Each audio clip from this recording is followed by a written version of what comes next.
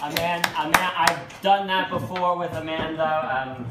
You know, having to do the time and stuff like that back when I was president. I remember, and a number of you knew my dad, I remember one meeting saying, okay, Mr. Carroll, your time is up, Mr. Carroll. As I was telling my father to shut up, so. He said, that wasn't 30 seconds. I said, well, that was on my watch. Well, hi, everybody. I know every person in this room on a first-name basis. So,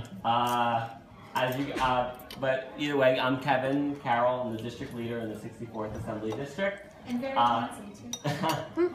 The suits, you know, the suits do it in that. So, I'm running for the city council this year. I made the decision back in January, although we have been looking at it for a while, to potentially run for this open seat.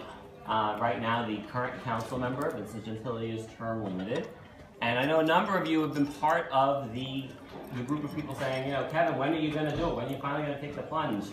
You've been active in this community and in politics for so many years, and it's true. My first campaign that I ever volunteered on, I was 7 years old, volunteering for Sal Albanese when his last re-election in 1993. We were actually living in Park Slope at the time, and it's a small world because on that campaign, we met someone.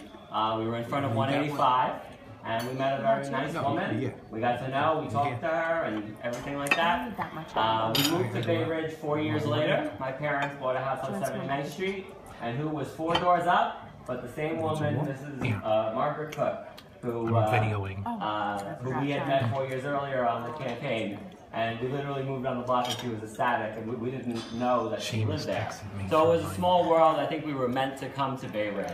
I'm a graduate of McKinley Junior High, as well as Fort Hamilton High School. I really wanted to stay local. I also graduated from the College of Staten Island with my degree in political science with a minor in history. I've always been fascinated by history, and political science seemed like a natural fit for me. You know, I think it was. So I then, I volunteered on numerous campaigns, but that summer after I graduated, I did work on my first and only campaign where I got a paycheck. I worked for David Yaski, who ran for comptroller. I ran the borough of Brooklyn for him because this club had endorsed him, and I was president of the club. And you know, I had just moved into an apartment, and we were looking at different things in terms of being able to afford things. It was a good fit, and I learned a lot on that race. This is on top of being involved in the Brooklyn Irish American Parade Committee, where I've been an active member since 2001. So 16 years at this point now, majority of my life, because I was 14 years old when I first started with that organization. I was one of the founding members of about a dozen for this Democratic Club. I was there when we were literally picking the name, and we ultimately decided on Brooklyn Democrats for Change. Good name. And joined the community board when I was 19 years old. At the time, the youngest member of Community Board 10 ever appointed. No, there's a new person. There's a new person who's 18 who had volunteered. I met him at the last meeting. He's only been on a few months. He seems like a very nice young man. Well, I'm 30 now, so I can't claim to be the youngest anymore. I'm not even the youngest district leader anymore. So got involved in the community board on top of in 2006 being the top volunteer to switch this seat in the 60th Assembly District, where we elected Janelle Heyer-Spencer to the Assembly.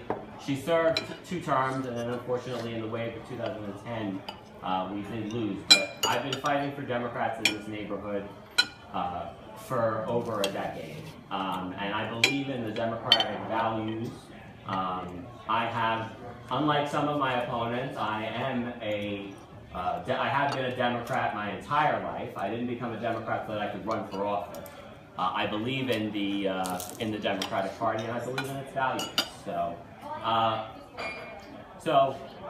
In terms of the decision to run for City Council, I work currently for the City Council. I work for Council Member Steve Levin. I've worked as his legislative director. I'm now his scheduler. I write all the proclamations in the office. I you know, we handle some constituent services, and I also know what the council can do and what they can't do.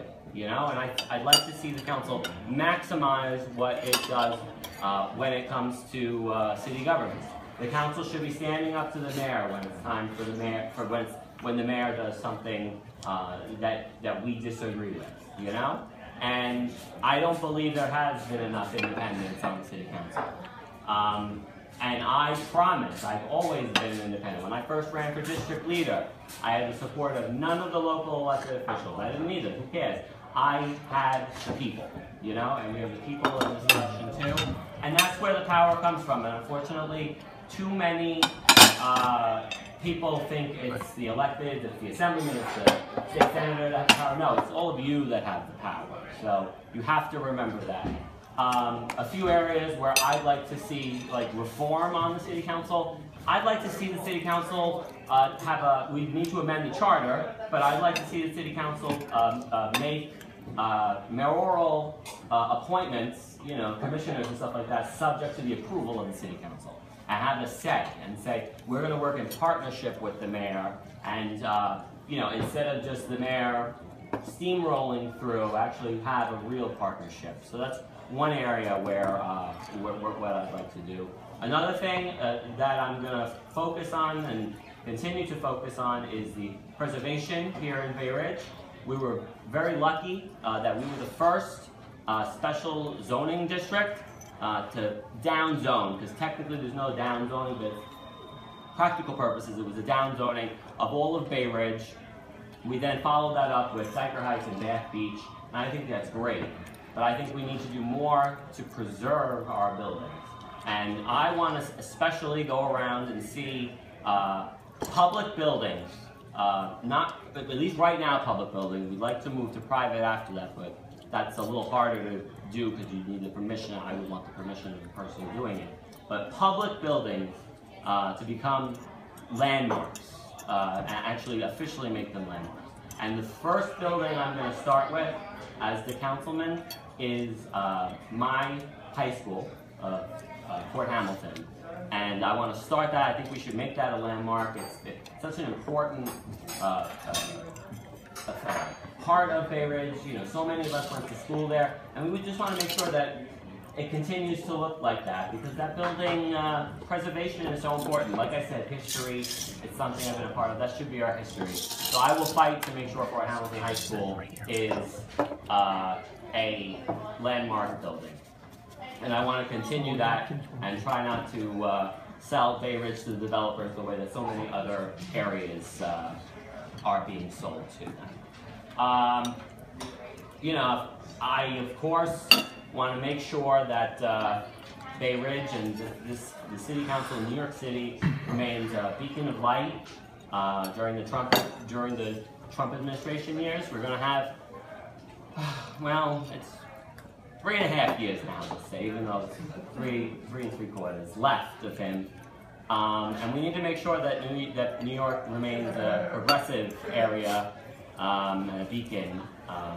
You know, not turning over our neighbors for stupid little crimes where they may get deported because they jumped a turnstile or something ridiculous like that.